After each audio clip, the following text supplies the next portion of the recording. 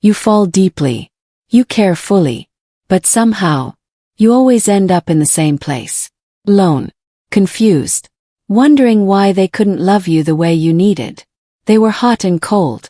Close, then distant. Interested. Then completely unreachable. If this feels painfully familiar, you're not alone. And it's not just bad luck. There's a hidden emotional pattern quietly running your love life. Today, we're going to uncover it and help you break free. For good. What emotional unavailability looks like. Emotional unavailability isn't always obvious. Sometimes, it shows up as people who say they want a relationship, but never truly show up. They're inconsistent. One day they're warm, the next distant. They keep conversations surface level. They give you just enough to keep you hoping, but never enough to build anything real.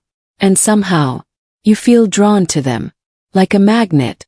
It's confusing, it's painful, and yet, it feels familiar, almost safe. Why? Because your subconscious isn't seeking love.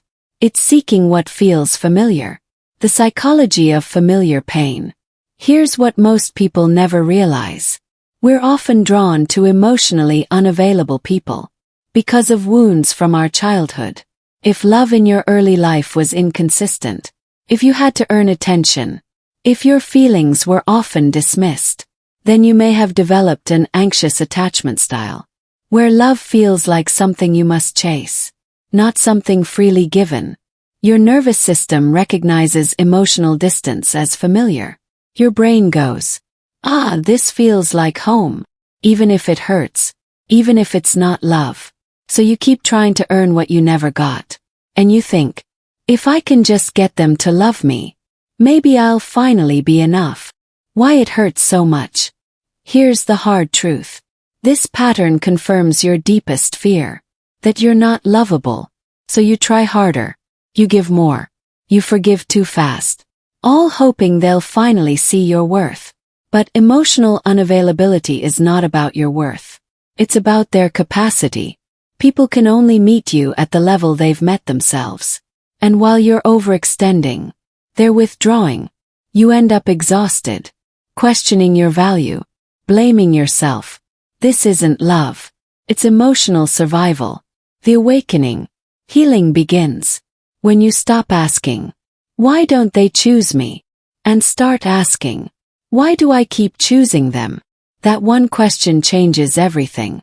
You start to see the pattern clearly. Your love isn't too much. Your standards aren't too high. You've simply been offering deep love to people who don't know how to hold it. It's time to rewire what your brain sees as love. To choose calm over chaos, safety over suspense. To feel peace when someone is emotionally available, not panic. The healing steps. Step 1. Awareness. Start noticing your patterns. Who does this remind me of?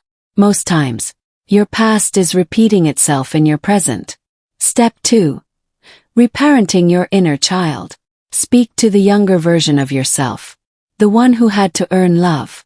Tell them, you didn't deserve emotional distance back then. And you don't now. Step 3. Create new standards. It's okay to walk away from emotional unavailability. You don't need to wait for clarity. Confusion is not chemistry. And inconsistency is not love. Step 4. Practice self-trust. If something feels off, usually is. You're not too sensitive. You're not needy. You're intuitive. Trust that. Break free. You don't have to keep reliving the same heartbreak. You're allowed to want more. You're allowed to be chosen. Without begging. Without proving. Without chasing. Healing isn't about fixing yourself. It's about remembering who you were before you learned you had to earn love. If this message spoke to your soul, comment "I choose healing" below. And subscribe to Bloomsage Nest. 4 weekly reminders that you are worthy, whole, and never alone.